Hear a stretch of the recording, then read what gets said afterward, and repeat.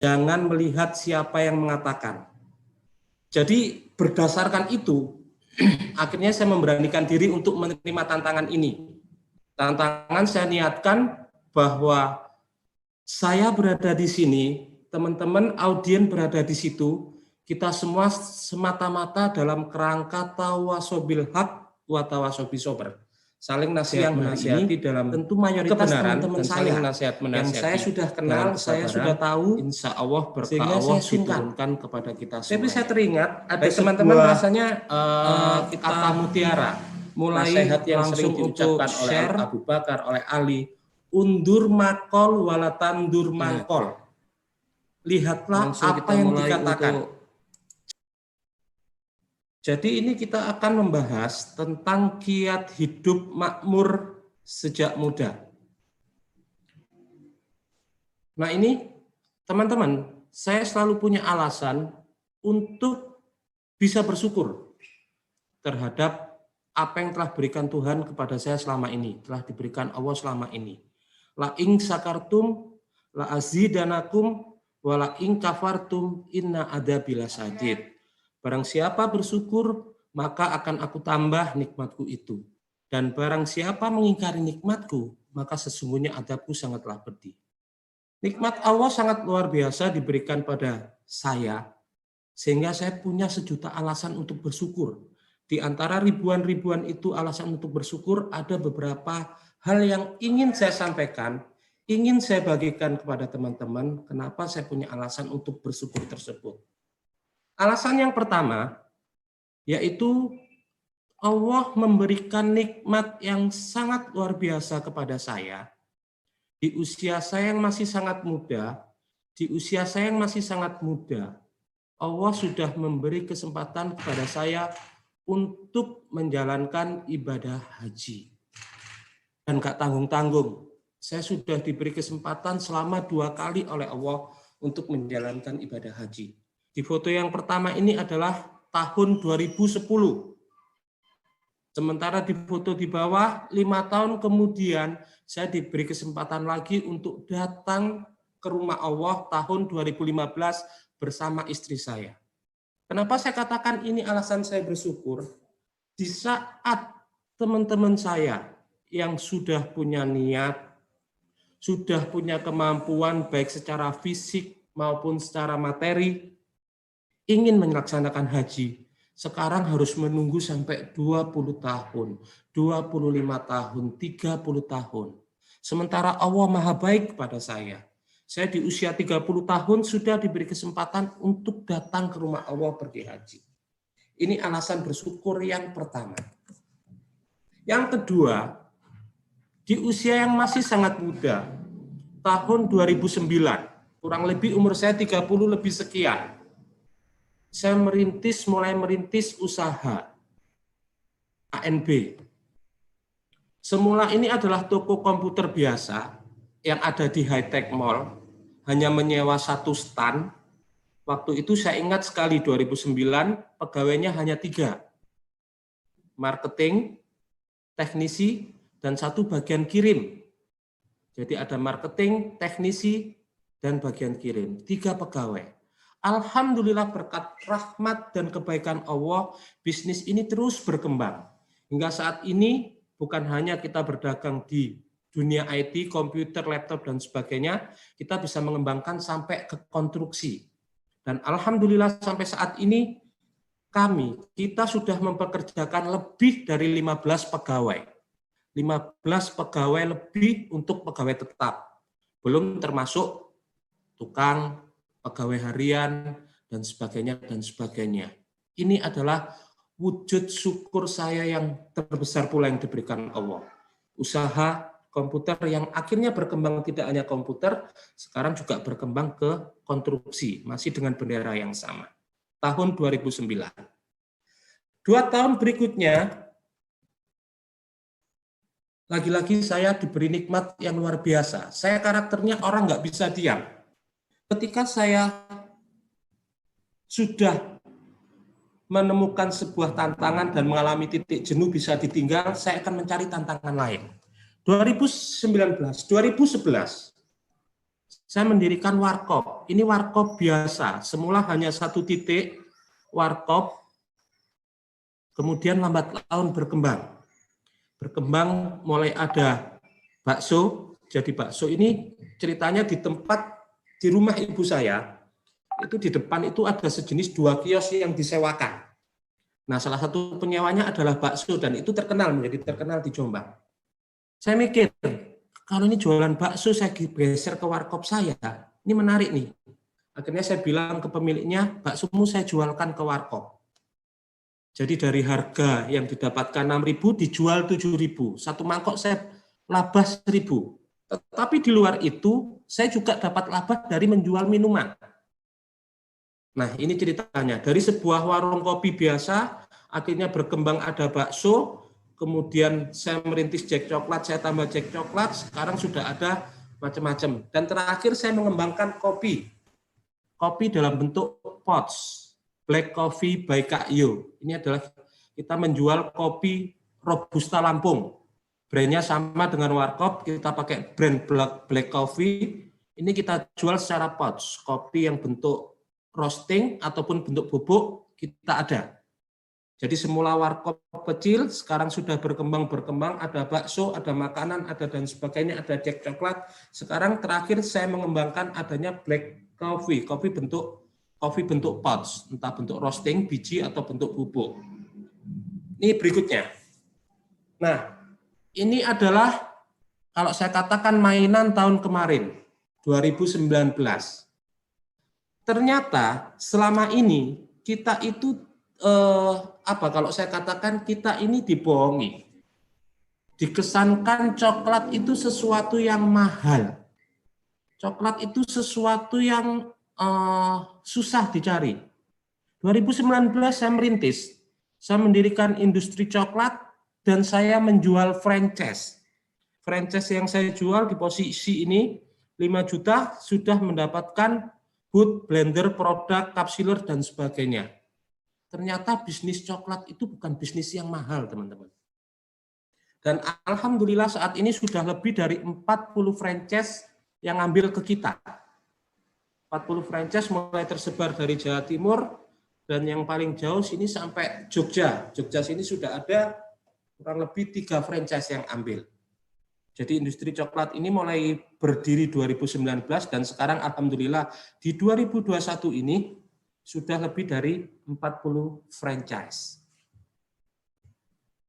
Nah, itu alasan saya bersyukur teman-teman. Kenapa saya tampilkan di sini? Tujuannya adalah memotivasi. Dan itu saya yakin yang ingin, pesan moral yang ingin disampaikan panitia kepada audiens. Bahwa dengan berbisnis, yaitu tadi, saya bisa berangkat haji sampai 2 kali, saya bisa menyenangkan orang-orang di sekitar saya, dan sebagainya. Nah, sekarang ke slide berikutnya. Motivasi berbisnis. Sebenarnya apa sih motivasi saya berbisnis? Ketika dipikir-pikir, hidup saya istri pegawai DJP. Kalau dipikir-pikir, penghasilan yang saya terima dengan istri, rasanya sudah sangat cukup untuk hidup layak. Tapi pada sebuah titik saya berpikir, apa iya hidup hanya akan seperti itu saja?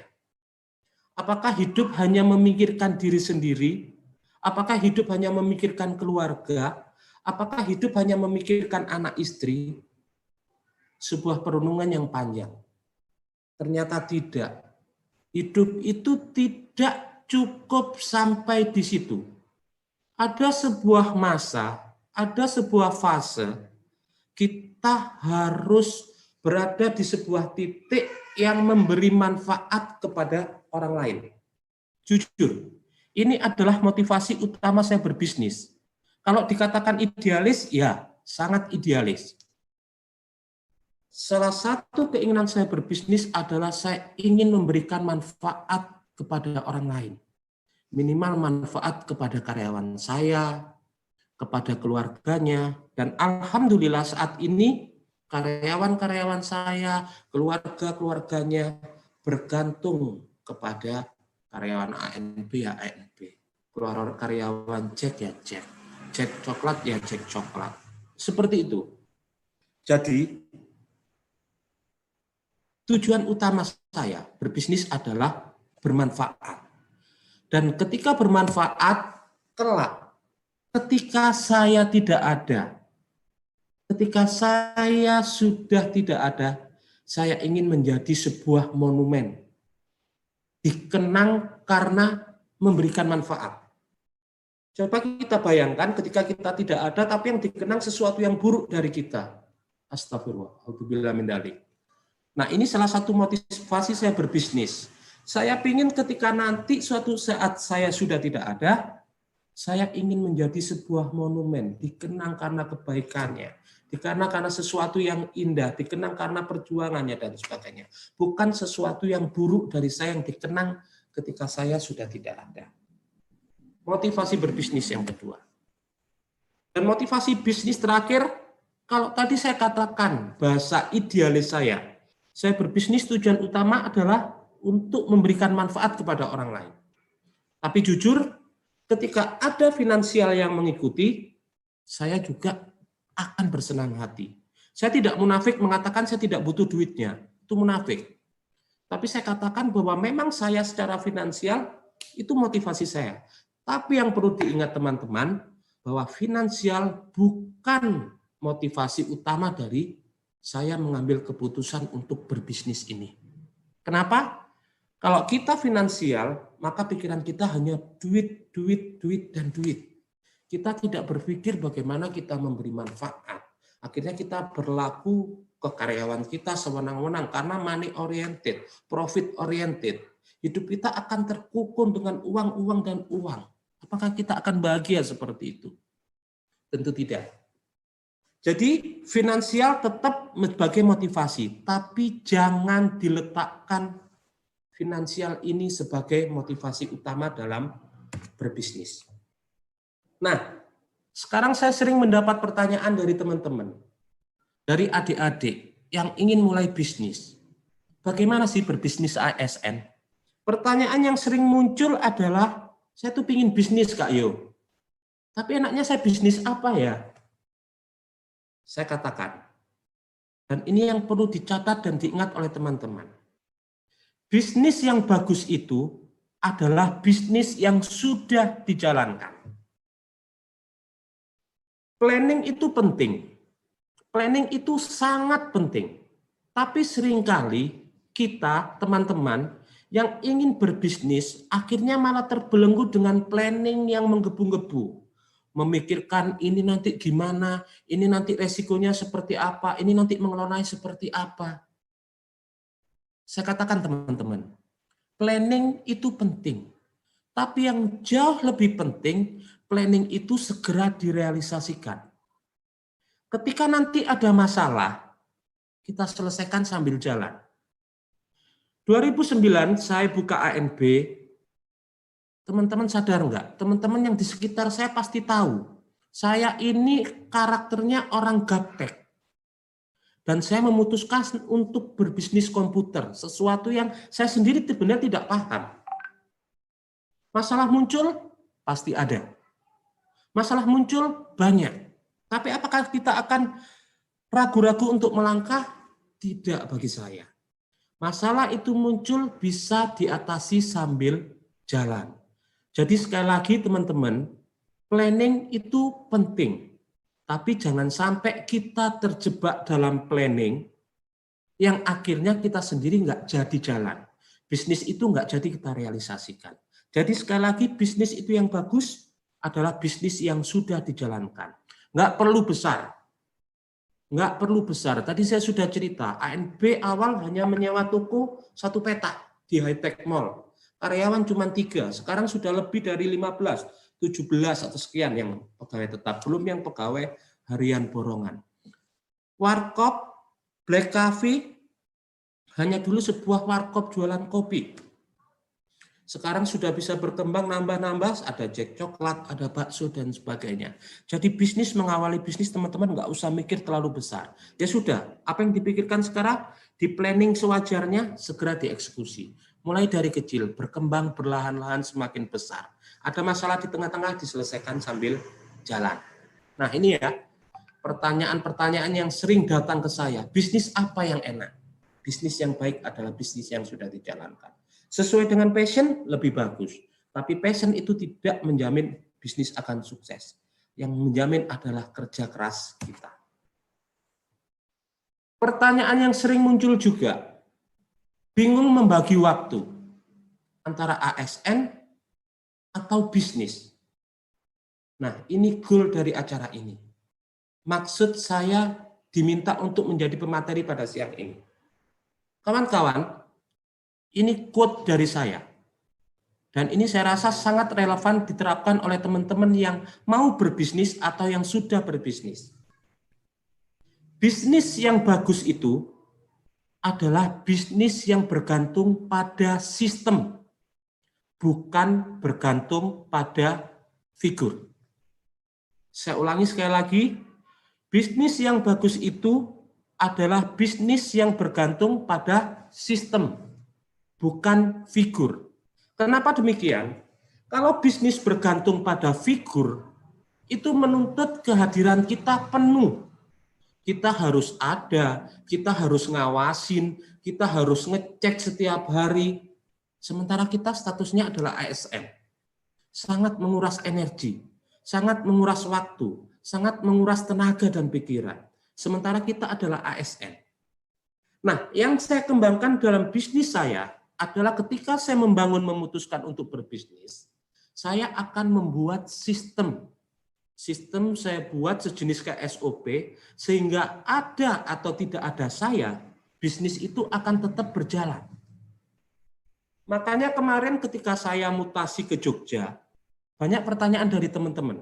Kak Yu, bagaimana dengan bisnisnya? ANB, Jack, Black Coffee, dan sebagainya. Apa ditinggal? Apa berhenti dan sebagainya? Oh, no, tidak.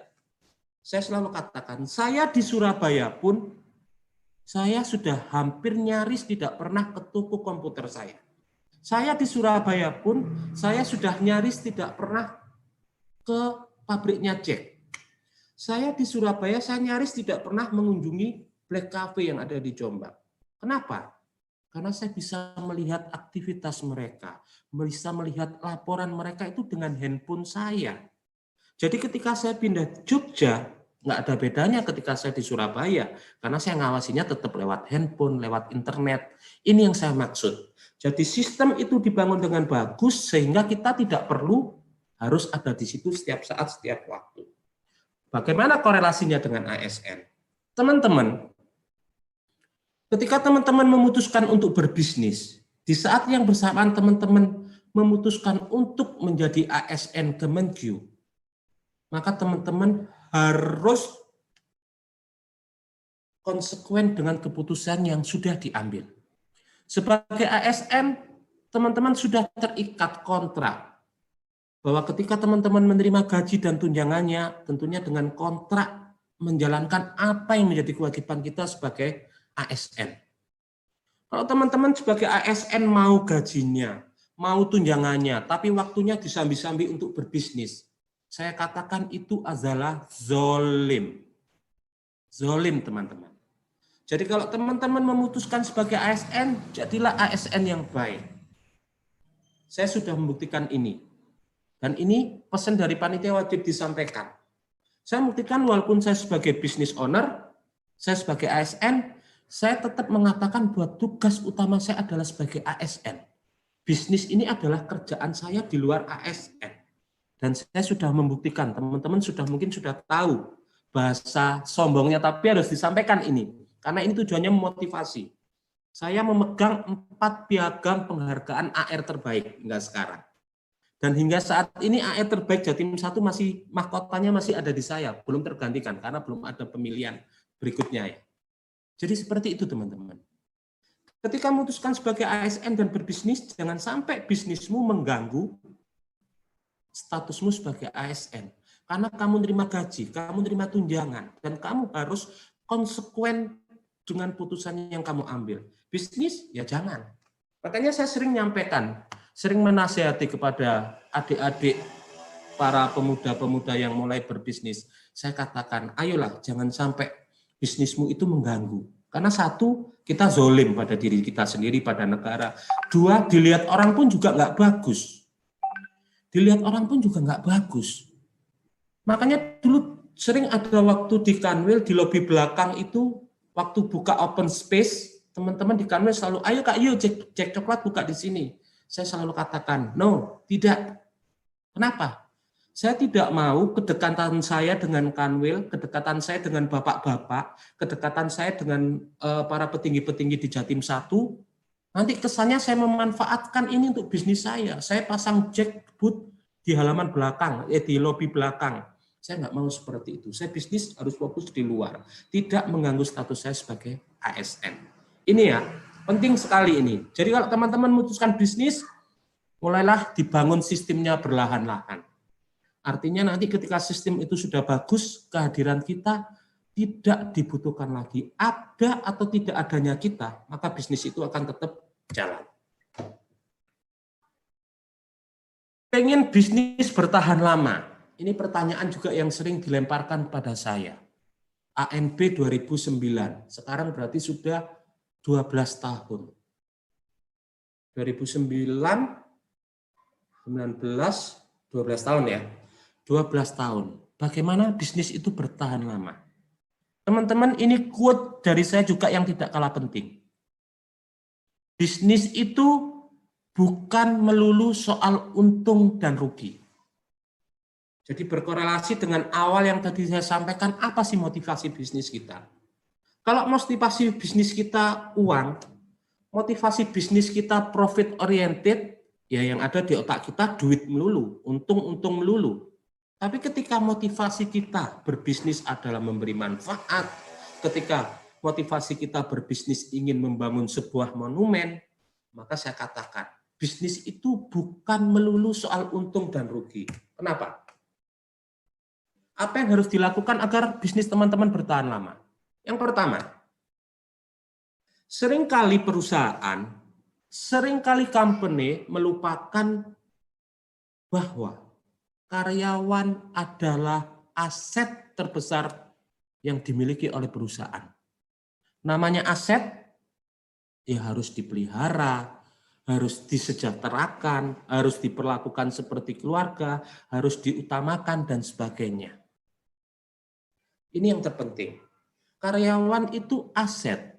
Kalau saya mengatakan kepada teman-teman saya yang di ANB, Jack, dan sebagainya, saya selalu mengatakan, kalau saya memberi motivasi pada mereka, saya mengibaratkan kita ini ibarat sebuah sepeda. Ada roda, ada hal yang terkecil namanya pentil, ada orang yang nyetir, dan sebagainya. Yang satu sama lain itu saling membutuhkan. Sepeda nggak ada pentil, nggak bisa jalan. Sama dengan perusahaan. Karyawan sekecil apapun kontribusinya, dia akan membuat perusahaan itu jalan.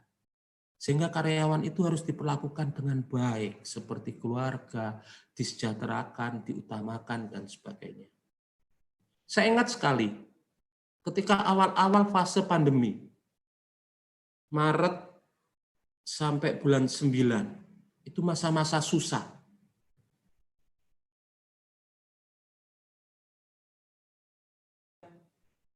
Penjualan dan sebagainya.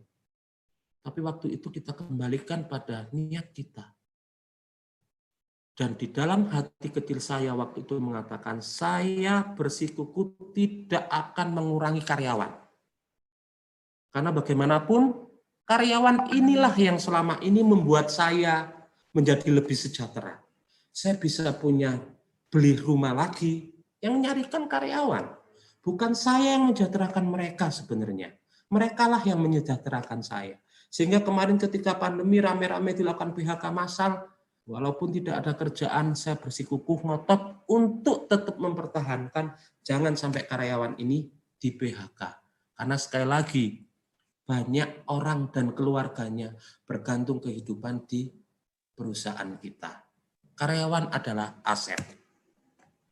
Yang kedua, yang tidak kalah pentingnya, sekali lagi bisnis itu bukan melulu soal untung dan rugi. Berbagi, sedekah. Jadi ini setiap Jumat, saya cerita aja, ini motivasi ya, cerita semoga bisa menginspirasi.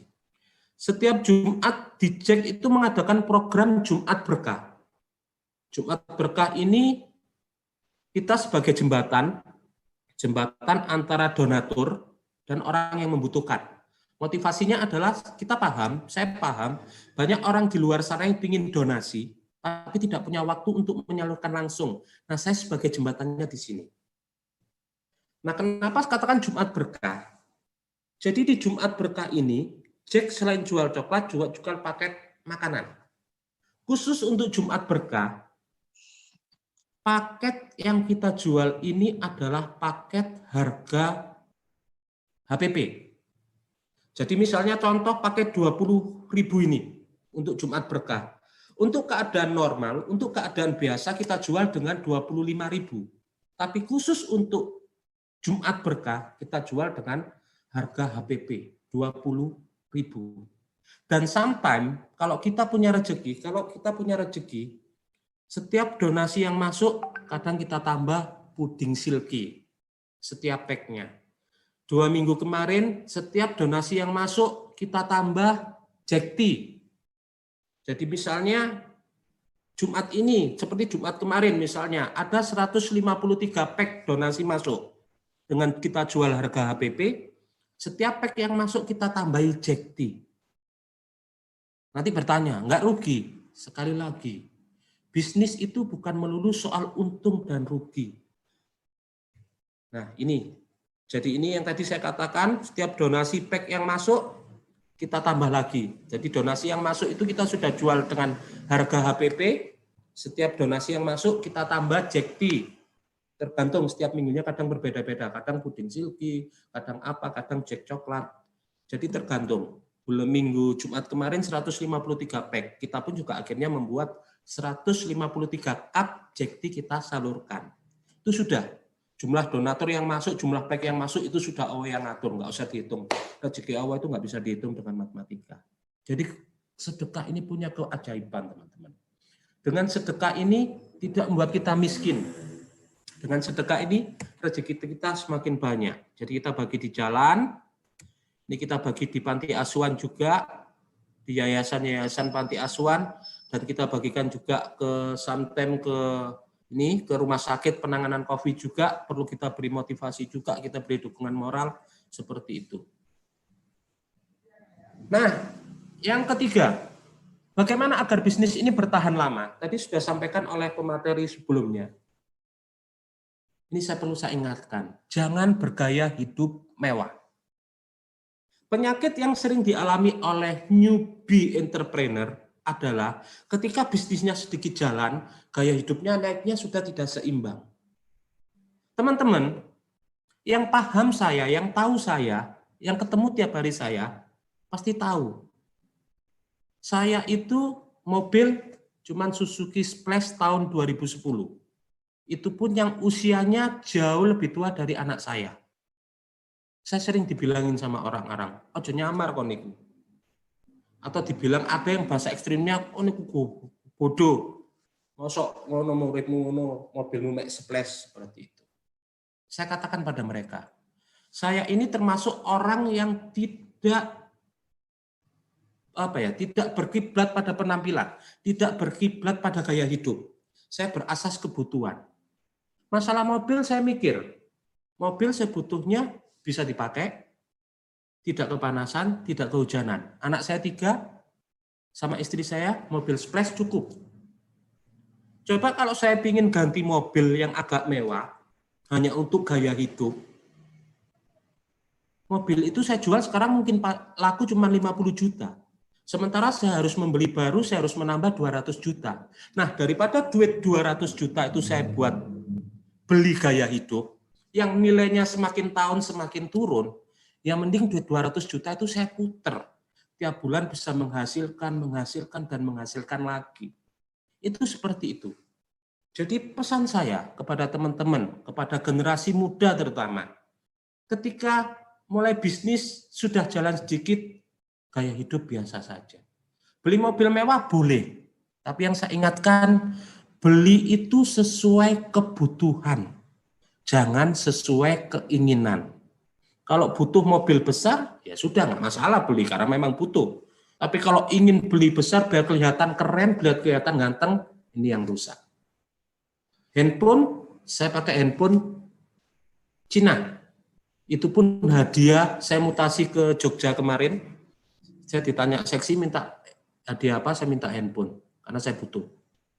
Jadi saya bukan butuh harus pakai handphone yang harganya belasan M, atau fungsinya sama.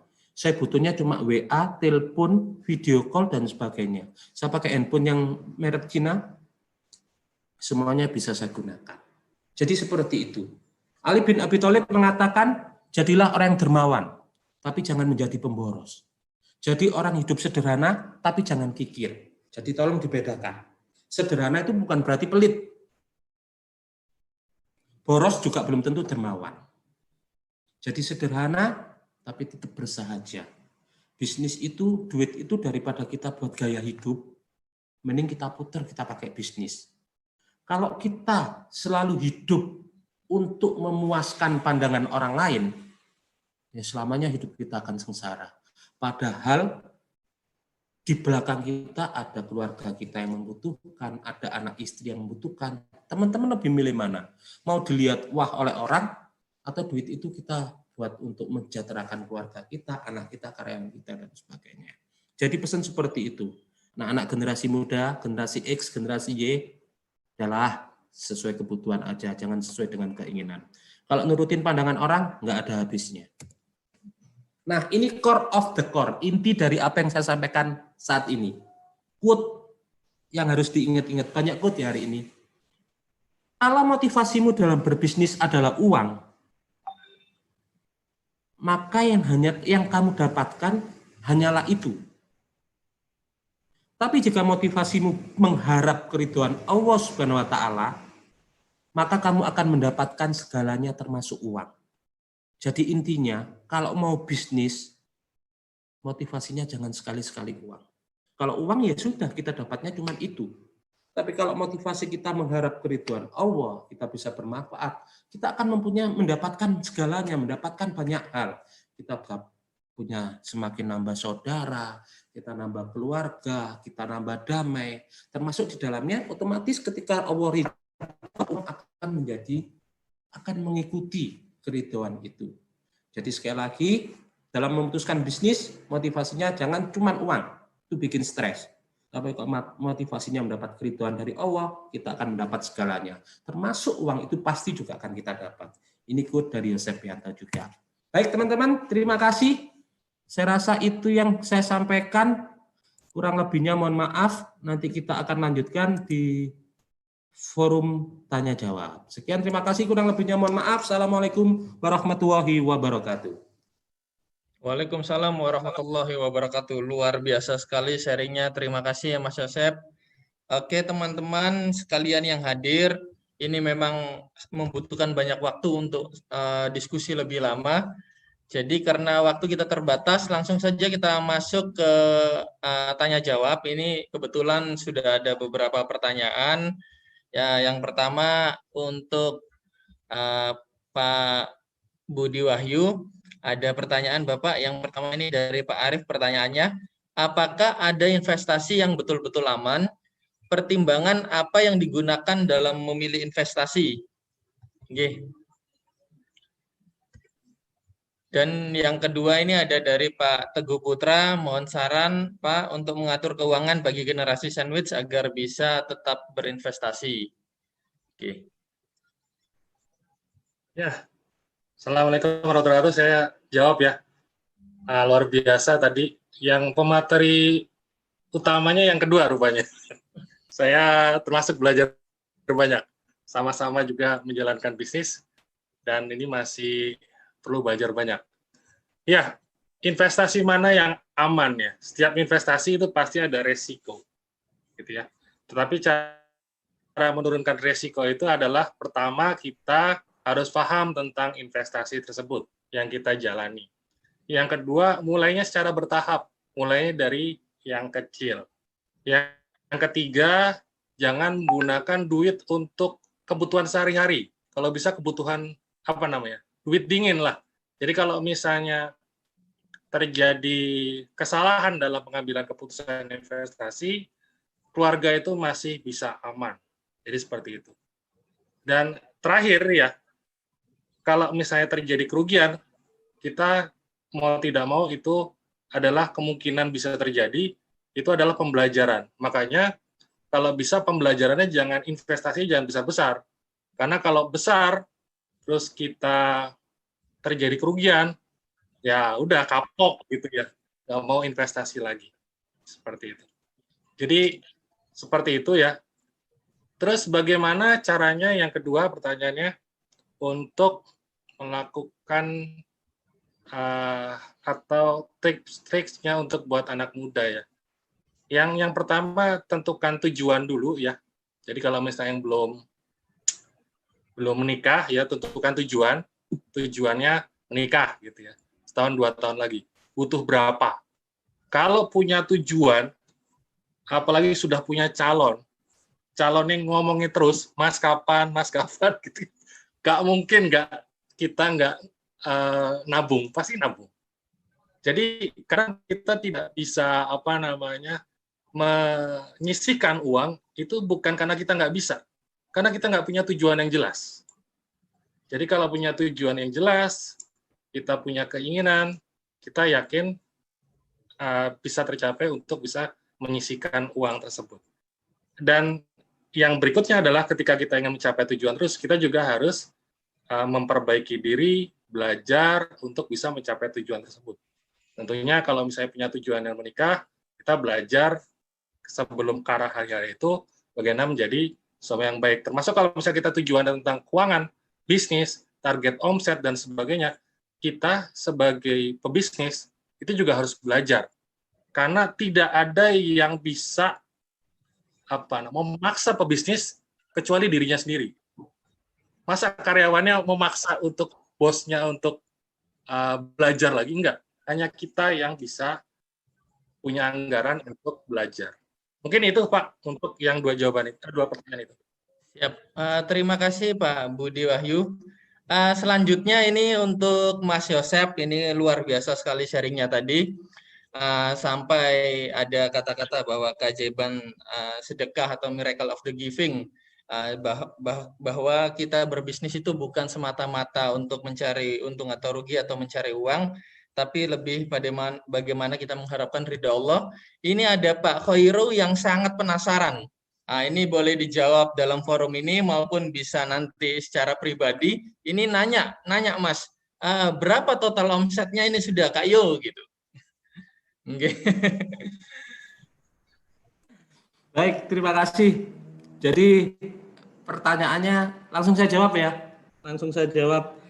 Jadi yang jelas alhamdulillah omsetnya untuk masing-masing itu saya sudah tidak perlu memakai PP23 dan saya sudah PKP. Jadi teman-teman tahu omset saya berapa ya.